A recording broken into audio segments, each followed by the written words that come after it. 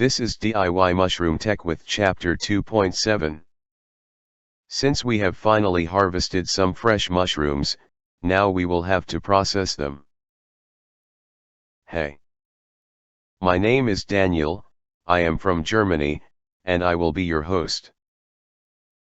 Since this project is multi-layered, I decided to take an unusual approach. I produced this video in a way that it can also be used as a printout. That means you can use it offline, or even just print some single pages of it. All the design that are shown can also be downloaded. This lecture gives an overview. We will investigate dehydration for storing mushrooms. This gives us more time to further process the mushrooms into powder and tincture. Processing always starts with dehydration.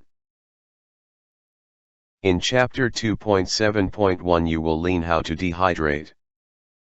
And then I will show you how to prepare the dry specimen for long time storage.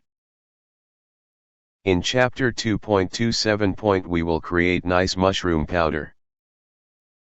You only need a good grinder. The machine will go brrrr brrrr brrrr and then the powder is ready for your preferred field of application. In Chapter 2.27.3 is about the king of digestibility. Tincture. Tincture is a great way to supplement your preferred mushroom. After you have performed so many steps on your mushroom journey, this is the last step. This crowning step is the goal of my endeavor. That is why I started my mushroom production. But you know how the old saying goes, the way is the goal. So maybe I just carry on producing lectures. We will close with the comment section. What do you do with your freshly harvested mushrooms? Please share.